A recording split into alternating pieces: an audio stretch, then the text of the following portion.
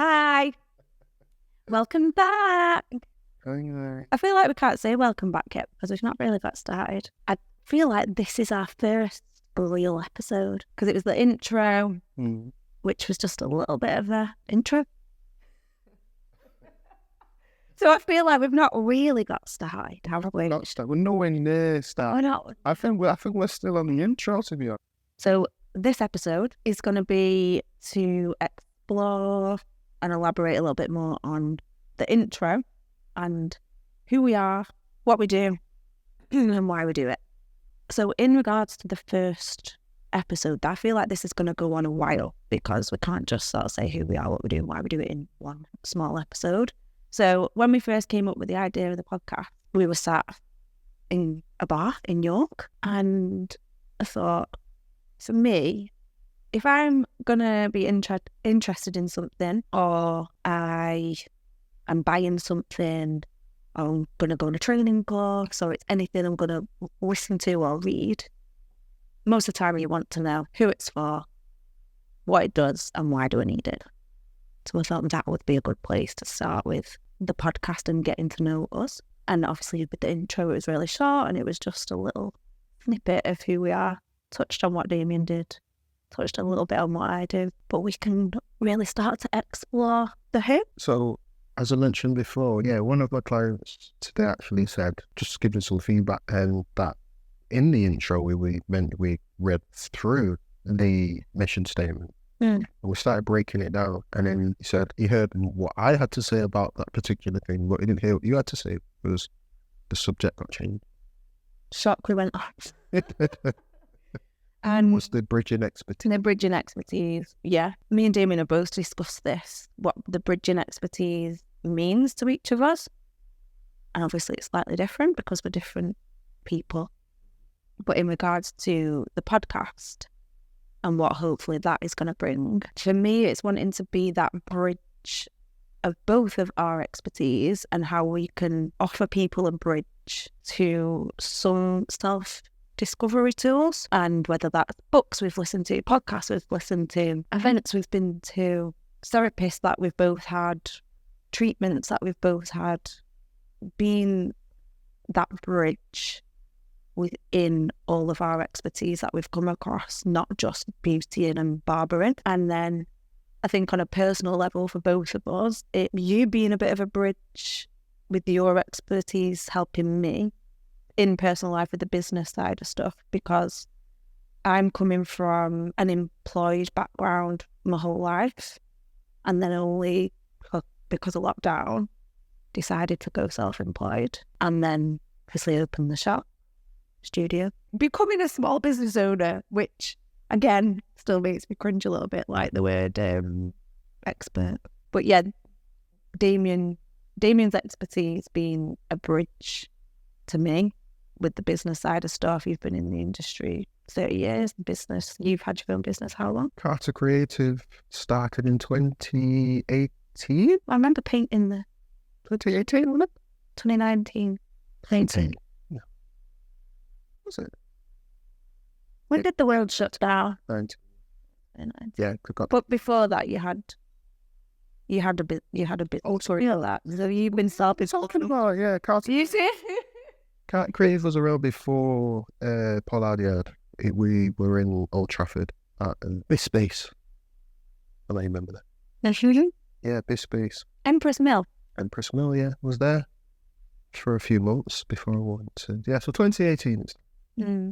So Carter Creative started in 2018, but in terms of being self-employed... self-employed since when I left school, so 17. So that is wild. You have never had an official job interview or had a job and been paid monthly from a sense of employment. Does that include my paper route? Did I have a paper round? I worked at the paper shop. For those who don't know what a paper round is, I used to wear a bright bag. I used to have this satchel, big satchel. You know what a satchel is? Jeez. All the youths that are listening there, they can have a clue. Like that. Judgmental.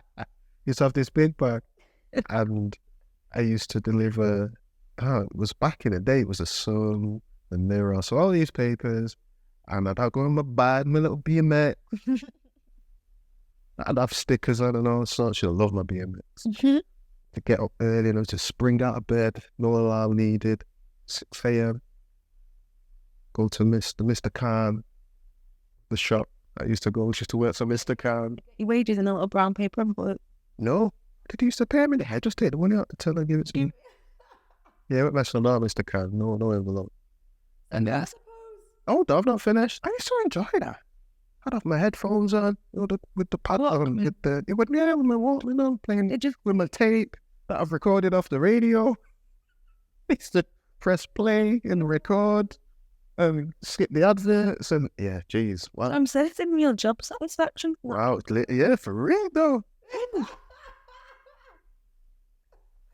So that was my first job. You were last employed when you had a paper round. Yeah. So then you've obviously gone to the self-employed world. I actually started.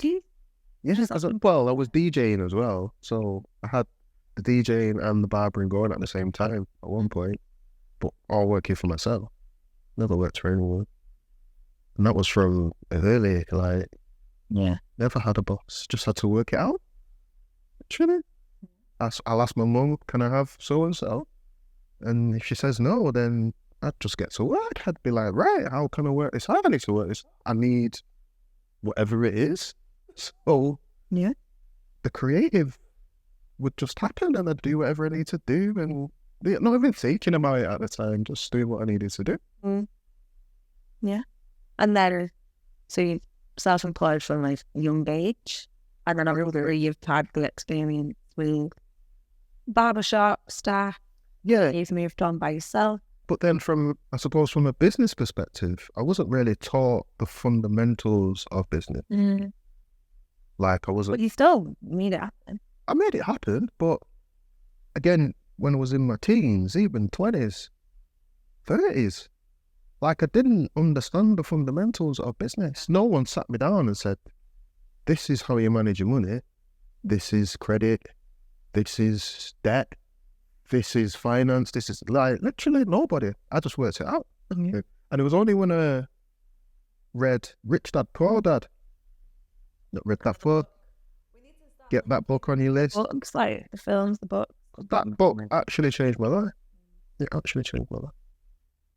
But yeah, so many books. I went through this phase where I was just, what do you call it? Taking in information from books. Yeah, but I called it something the other day where we get to this point where you're just taking in information, not doing anything. That's the one. And yeah, I'm going to go off on a tangent again here, but I had a conversation this morning, getting my morning coffee. Found something more productive. Yeah, can't get my life out. Something more productive in Withington. New coffee shop that's open. He's a really cool guy. Give him a little shout out. But I had a conversation this morning in the coffee shop and we're talking about the over stimulation and the taking in so much information all of the time, and how it can have the opposite effect, because you can read all these books, you can listen to all these podcasts, and you can go on all of these courses, you can have all of this counselling, but ultimately that's constant information being fed to you from the outer world, and then how you're meant to digest and implement that. And you're just taking it in all of the time, and you've got it's too much. Yeah, it's a lot. And then it's great that we live in an information age, but I think it can really make you become detached from yourself, because you're constantly becoming reliant on an outer source to tell you how should I live my life. And I was going to tell you a conversation I had with someone else then. One of my clients who is a psychologist, and we were talking about counselling and how it can, if you're not careful, keep you in a stuck mentality, because you just keep going over the same thing, talking about the same thing, which is good for so long, but then where do you break that cycle, and how is that going to change? Yeah. It's a lot. Information overload, not being able to implement it because you're just taking in so much information, and then what do you do with it and where do you put it, and then everyone's just overwhelmed. That's my theory on it. And that's what I've learned on my self-discovery journey, which probably started I was around 24, 25, I would say, when it started. So going back to bridging expertise, you've never been employed. I've always been employed up until now, like the last 2 years. And how I love it. I love, like I said in the intro, I love what I do, I love my clients, and I know that I am made to do that. I know I can do my treatments and the people and all of that. That's where I like thrive. That's where I feel great. But the business side of stuff and learning that whilst doing this, that's what I find really overwhelming. But because you've always done it, it's like it's nothing to you, and not in like you don't speak about it in a dismissive way to me. I think you used to in the past. You would be like, what are you worried about? Because you could see I had what it took, you used to say. I had what it took to go and do it by myself and not be employed by someone. Mm-hmm. But obviously to me, that was, I can't run a business by myself. I can't be a company director. That is wild, by the way, when I got that letter saying, congratulations. This studio, you are the company director. I literally lose my purse and lose my keys every 2 minutes. So how am I directing a company? Well, but it's just a formality, really, isn't it? Yeah. It's not really anything, is it? It's just how you're deemed in the world of tax and money. Yeah. Well, it is, really. So bridging expertise, to me, it means how the beauty industry and the barbering industry bridges all of our expertise for our clients, like what we learned through being in contact with so many people and the types of people, the types of conversations, and we're gaining new perspective all of the time and just learning through other humans, just having that connection day in, day out, and being able to be that bridge to every client, because not everyone has the opportunity to speak to that many people in a day. So we're literally just being a filter and passing on information that we learn. But then the bridging the expertise of you always being self-employed and me always being employed, and how we can help each other out. Because there's been instances where you've not quite known how to handle stuff and I've come from it with a different mentality of being employed. Mm-hmm. Whether that, I don't know how to handle a client situation. I think it's being part of a team as well, isn't it? Yeah, that was what like, I think of the team. I was part of an amazing team. Like, that is one thing. And maybe I met up with one of my friends the other day who I worked with for years, and that is a podcast. Like, I want to get all the girls on the podcast to talk about that, because we were also lucky. Like, we worked, I think I was there for 8 years. Maybe it was coming up to 9 years, and the lockdown happened. But we had a great, you refer to it as the blueprint of how that team ran, and how the salon ran. It was a salon, not a studio. And how we all got, I think we all had good work ethic anyway, or we wouldn't have all been there. But we learn how to create an experience and the client care, and that's like the teamwork and what it takes to work in an environment like that.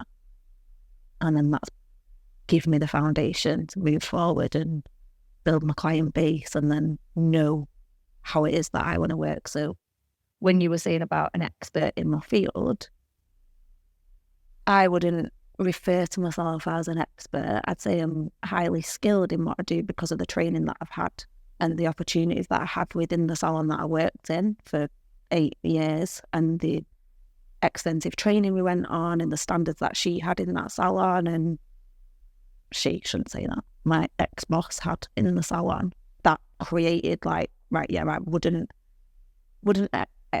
accept anything less than that. Like, I wouldn't work to anything that was below that standard. So the definition of an expert, Because you're still not considering yourself one. According to the I have an issue with that. Maybe I need to speak to my therapist about that. according to the Oxford Dictionary of English, expert is a person who is very knowledgeable about or skillful in a particular area. Okay. That is it. That's the definition of an expert. But do you know what I think it is? Why I'm uncomfortable accepting the word expert? Because I don't think we're ever experts in anything, because there is always room to grow and room to learn, and really we know nothing because things change all the time. So how's anyone an expert? I wouldn't go as far as saying we don't know nothing, because you know. That might be a bit of an exaggeration. But we do know something. I know things. A person who is very knowledgeable about or skillful in a particular. To be knowledgeable about something, or to be skillful about something, makes you an expert. Okay, yeah. Yeah, but don't you think that, I suppose it's two things here, right? It's probably the imposter syndrome that's always like there. What's imposter syndrome? Okay. For those that don't know. So I use that term loosely because everything's given a name now, innit? Everything's given a label. And I don't think you can feel like an imposter in an environment where you should be. And my environment within my work role, what I do on the daily with clients, I don't feel like an imposter because I know I'm meant to be in that role. I know that feels good, it serves me, and I know I'm serving others and all of that. But the imposter syndrome, I suppose, would come in with the knowing that there's stuff that I don't know, and there's always things that I can learn.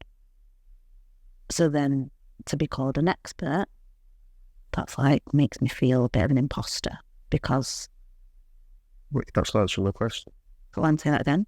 What is imposter syndrome for the people that don't know? Feeling like you're in a place where you don't belong and you're inadequate and it's not for you. Like you feel like if you were to walk in, like you're literally the word imposter.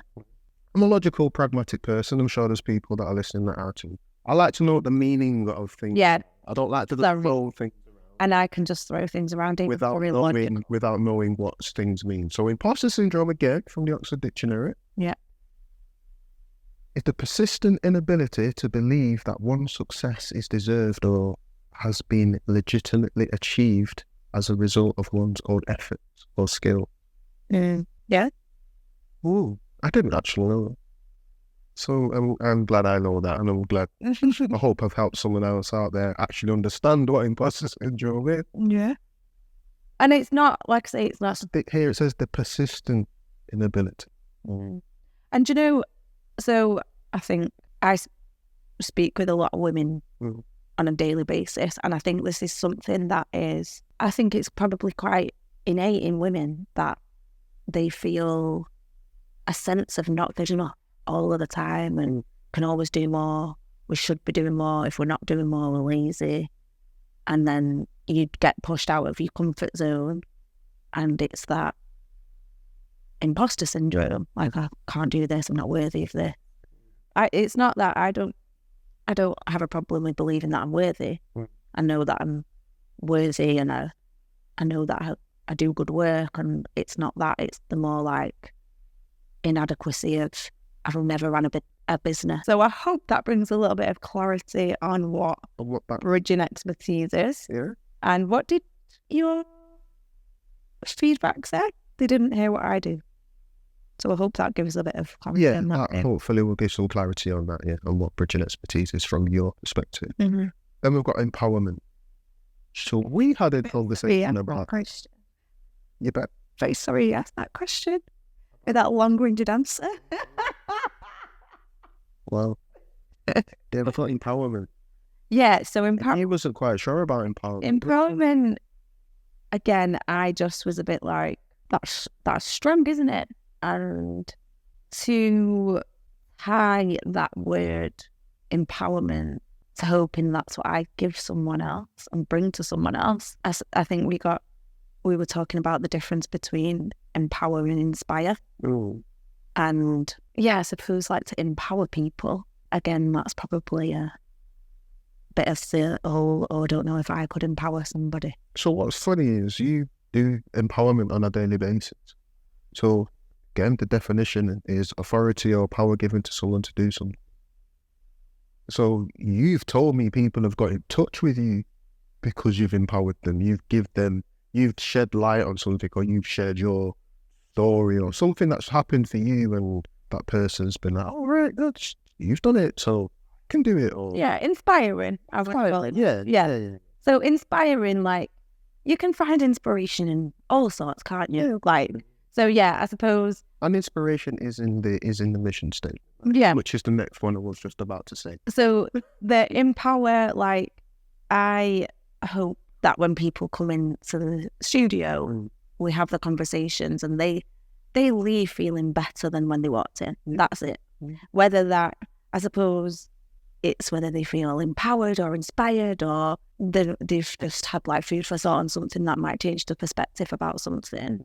That is, I suppose, all I want, is to leave people better than I found them. They walk in feeling a type of way and they walk out feeling a better type of way. And yeah, I suppose it's just not, we're having empowering conversations, but that's not just from me. It's hopefully the people that we get on, and yeah, that's empowerment. Yes, we've got bridging expertise, empowerment, inspiration, and wellness. Yeah. Inspiration, we just touched on. Wellness is in the nature of your business, right? It's in the business name. You run a huge business organization, wellness organization, right? And red wine. What's your holding company called? Full of antioxidants. Say that again. Your holding company.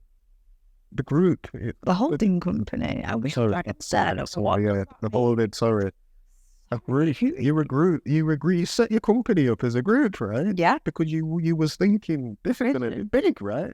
So the name of my company name is the Self Studio Group because the vision is, it's not just me, because the big picture to help people, you need people. You can't just do it alone. So none of this self-made nonsense. Do you think it's possible to be self-made? Do you understand? Do you agree with that term, self-made? No, and do you know why? I'm going to say no right now. The person that I am today, sat here right now, I'm going to say no, I don't agree with that. Because people need people, and to be self-made, whether that is starting a product or starting a business, you need someone. You need someone to manufacture that product. You need somebody to... The self comes up with the idea, and the self has to get up in the morning, and the self has to find the discipline, and the self has There's a lot of stuff that self has to do, isn't it? Yeah. So I believe... Before you make the connection. So I suppose as in self-made as... Like I suppose you could say you're self-made because you didn't have any help and you just did it by yourself. But... I personally don't like the term self. Yeah, I don't think you... I think I understand it when people... Yeah, like I suppose that's... Yeah, nobody's been given a silver spoon. Nobody. No, I mean the self-made, like they've not been given a silver spoon. So yeah, you've not just been handed it to you. So yeah, I can understand it from that perspective. But to be self-made, like you need people. Like there's people for every role, right? It's like there's no... It's like, must be I Am Legend, or you seen that film? The key was self-made. Actually, it hurts my heart. Yes, yeah. Oh, he's so cute. Him and his dog. So anyway, so we've got... But wait, can I just say about the self-made thing? Yeah. So I was reading something the other week, and it was talking about this. If people understood more that there is just like oneness, and that might be getting a bit deep and a bit spiritual, but how everything is connected, and I don't understand how anything can be self-made from that standpoint. Yeah, from a spiritual perspective, it can't be self-made. And I think if people were a little bit more open to that, and we understood that as humans, we all go through the same thing and we experience the same things. And when I say the same things, it might be very different circumstances, but the same things down to the feelings and the needs and to be seen, heard and understood. We all experience that. And I think that's what the beauty and barber industry probably teaches us. Completing the mission statement, we've got our intention is to explore the meaning of our industries, holistic wellness, I feel like and self-discovery. the meaning of our industries, that's a big one,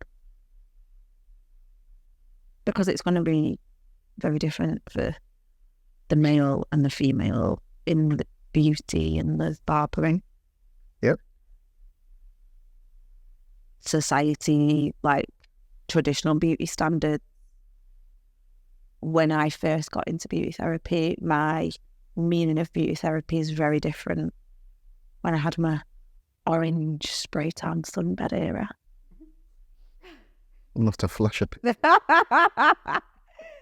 To now, when I don't wear makeup every day, and I probably wear makeup going out one night a month. So the meaning of our industry, that's a big one. It's going to take a few episodes, that one. That is, I think, a few episodes. We've got holistic wellness and self-discovery. Holistic wellness, as in, for me, I suppose a practice. Or Welcome to the podcast. I feel like I've just spoke about what everything is to me for the last hour. well, Holistic wellness for you. holistic wellness, holistic therapies. I suppose I always try and look for the holistic thing, or the holistic way. If something needs assistance in my life, I'll try and think, right, what's the holistic way? Before I look for the pharmaceutical way. Yeah. And I think that's something that is probably naturally within people. I think that's how it was right from the beginning. That's how we were. And then society and greed and the powers that be, Rishi and Boris and his mates and the rest of them. All right, let's not get They political. were all kind of, they were all out, right? Oh, Barry. I know, Paul Boris say, like Stormzy says, what does Stormzy say? What does he say? Really? I'll flash that up well for those that don't. Just spat that out. What does he say? That's Boris. It's chorus for this. Oh, can't believe. Grandma over here. Don't know about Stormzy and what he said. Don't know about music. It was terrible. Yeah, everything I think was holistic at some point. I think we all possess holistic abilities, holistic knowledge. It's all there. Everything is there. Your first holistic experience would have been or remedies. Yeah, when we had a cold, bay rum was fixed everything. It was just some bay rum on a rag, on a flannel, and that went on your forehead, and off you went. That was it. And yeah, just thinking back, nothing was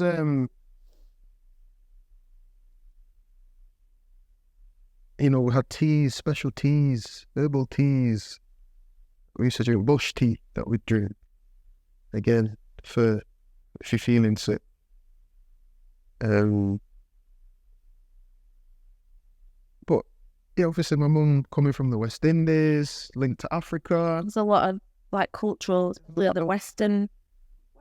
It's coming to the Western world. Yeah, that's where we get heavily influenced by medicine and pharmaceutical And I do think stuff. there's a need for both. Oh, Not as gay. there's definitely a need for both. I'm not like, I don't want to be like, good. That's a conspiracy theory. I think there's. But then, I actually saw something the other day that said, all conspiracy theories can't be wrong. All of them can't be silly. I program and I talk about this all the time. What do you think I'm going to say on Netflix? Heal. I didn't know he was going to say that, by the way. Listen. All right, just because when I brought that up, you're like, yeah, he's talking about it. He's talking about it. Finish your work. Sorry, hello. So, Heal, that's a really good program on Netflix. It's an eye-opener within the holistic approach and the modern world and medicine, because... Was that the Gwyneth Paltrow? No, that's a Goop Lab. That's really good as well. That was very good. That's really, really good. I like all the different things they go off on. If you've not seen Goop Lab or Heal on Netflix, they're two things that you could really get some different insight and perspective from. But yeah, I am not against medicine and Western ways, but I think there is a lot of holistic practices and mindful practices that can be used in daily life to help prevent the need for certain medicines. And it has been proven there's a lot of inflammatory diseases that come from lifestyle. And if holistic approaches were followed prior to that happening, there might not be a need for medicine. And that's been proven by like Dr. Rangan Chatterjee, the Feel Better, Live More.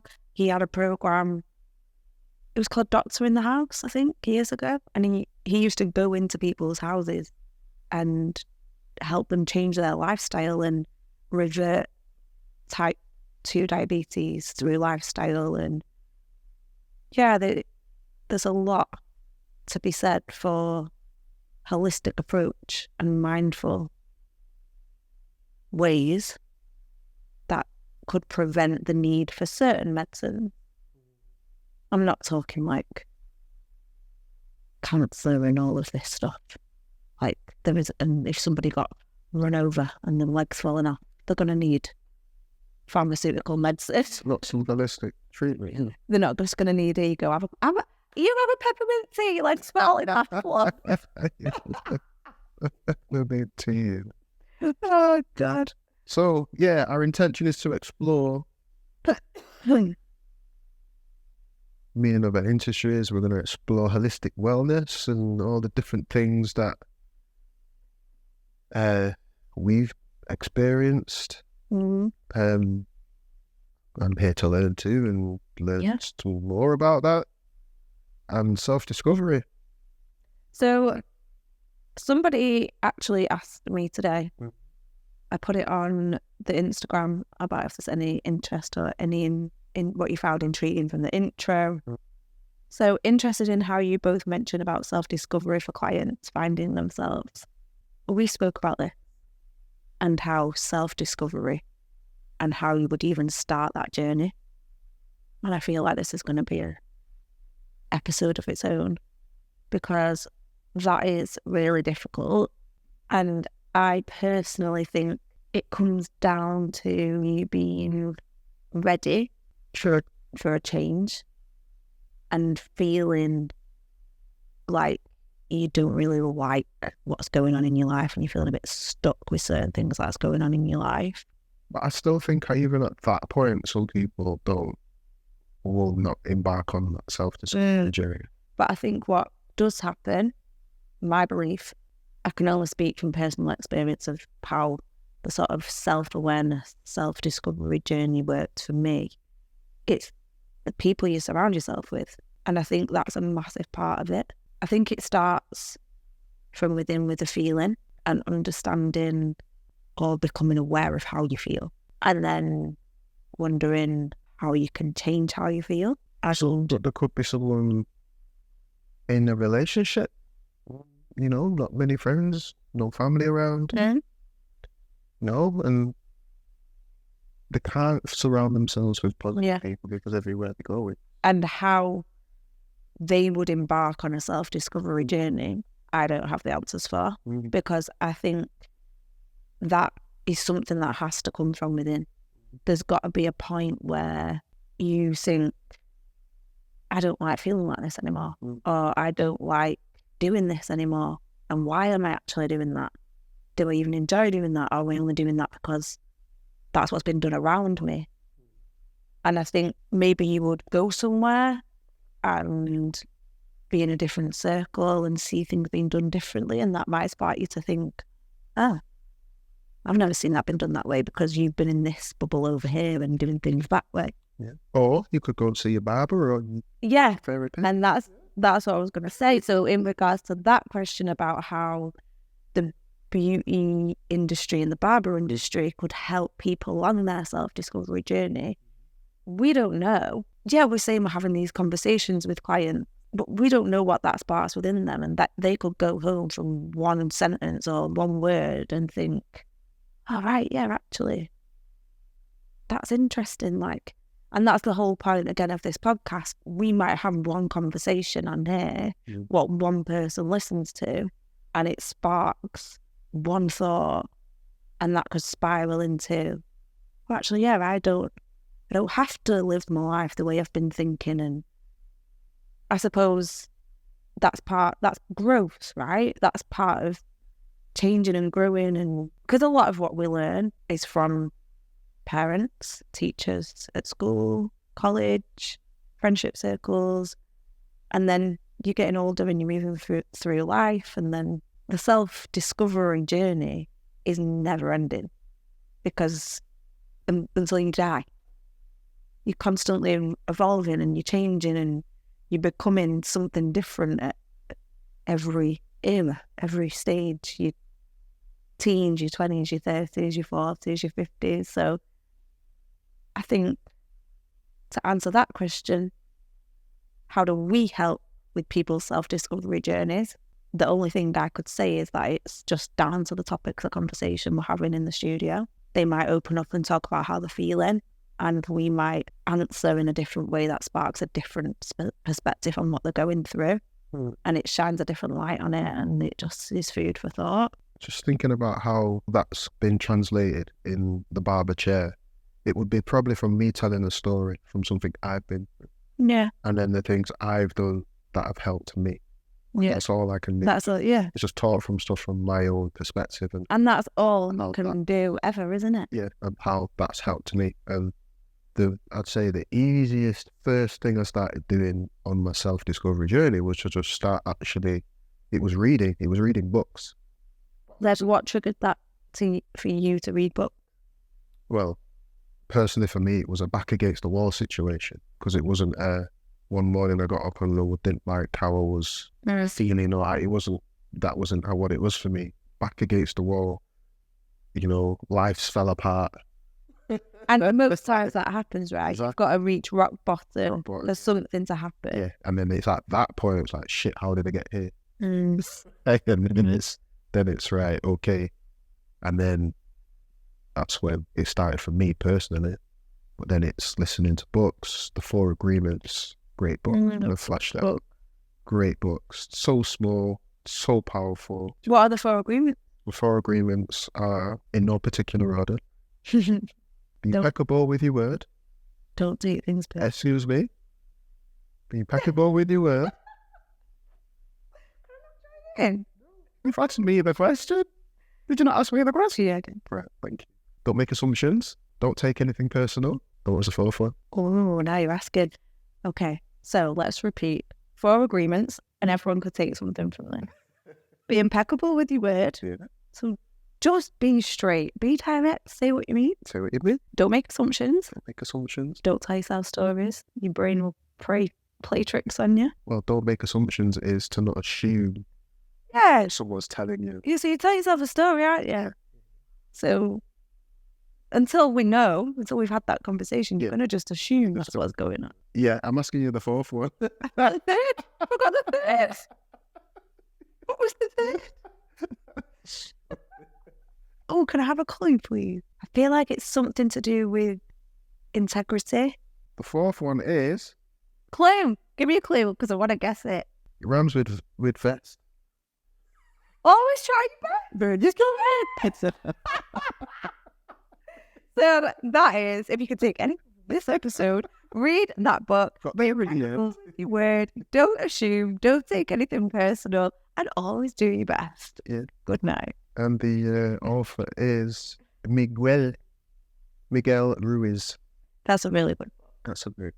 That was one of the books when I started my self-discovery journey. It was The Four Agreements, The Secret, Rich Dad, Poor Dad. Yeah, those 3 books. Richest Man in Babylon was another one. 4 books. There's quite a few. I'm probably going to have to create a list because there's quite a few books. But I used to go back. There was certain books I always used to go back to. And audio books I found was the best way to just take in information. But we listen to that, like going to sleep, The Four Agreements. Yeah, just put it on in bed, yeah. And non-violent communication. I feel like we need to save that. Of course. For an episode. But I have to mention that book. That is great. And I tell at least one client about that every week. Good. But yes, holistic experiences and wellness, sharing information on that. The holistic aspect for me in this podcast is probably sharing my own experiences, because that's all I can do. And also the approach I have from a business perspective. Because like I mentioned before, when I first started in the beauty industry, it was absolutely nothing to do with holistic approach. It was to do with the traditional beauty standards that get set. It was all about how you look.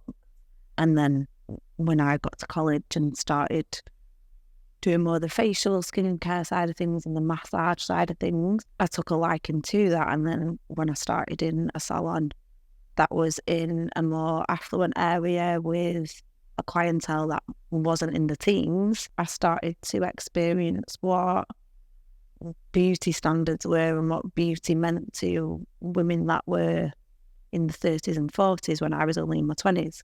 So I started to see a different perspective, and then what they might have been experiencing in their life, and the whole holistic stuff started to come in then for me, because it was other treatments what were available, like Reiki, reflexology, meditation. And my first holistic experience in terms of a treatment would have been Reiki, gory, my actual life gory. But a holistic approach for a lifestyle, it probably would have been something in terms of diet, because again, as a woman and the beauty standards and that whole industry, it's the diet culture. And then when I started to understand more about foods and everything that wasn't from a carton or processed, and understanding natural foods and cooking from scratch, and I suppose that would be holistic lifestyle, like trying different things. So my first holistic experience as an adult was a tantric festival. Yeah. That was very cool. And I think everybody thinks that tantric just is talking about sex, and it's so much more than that. Oh, a lot more than that. Breathing, energy, touch, Feminine, masculine. Feminine, masculine, movement, everything. Literally everything. Yeah. That was great. So there's so many holistic experiences we've both had, and we will share and delve into, I'm sure, more in different episodes. And then wellness, was that the last one in the mission statement? That was the first one. We've got holistic wellness, which is what we've just spoke about, and self-discovery, which is what we've also just spoke about. And then, we just round up the mission statement then with through candid conversation, expert insights, and compassionate guidance. We aim to celebrate uniqueness, gain perspectives, and inspire self-care journeys for all. Yeah, and that says it all, really, in a nutshell. That just rounds it up. That summarises it nicely. Yeah. But obviously that statement is just a blanket that is there to describe, and all of that just entails so much, and it will all go off in different directions. Yeah. So this episode, when we were talking about what this episode was going to be, I thought we were going to start on the who and the why and the when. The who, the what, and the why. The who, the what, and the why is what we were going to start on. But I didn't feel like we'd covered and clarified the mission statement, which is what we started as an introduction on the first podcast. So I just wanted to just get some clarity, round that up, so that I understand what's going on here, you understand what's going on here, and they understand. So everyone understands what this is about. So we've got a nice grounding, we've got a nice place to start. I'm sure the who, the what, and the why will continue to come out. But I think it's knowing who we are, what we do, and why we do it is important for people that are listening. Definitely. So don't forget to subscribe, like, share, comment. You can find us on Spotify now, on Apple Podcasts, on YouTube. Soon we'll be on Google Podcasts too. Not missing about Google have podcasts. No. But yeah, thanks for your feedback. Thanks for listening. And we're just here to chat and have a good time. Peace.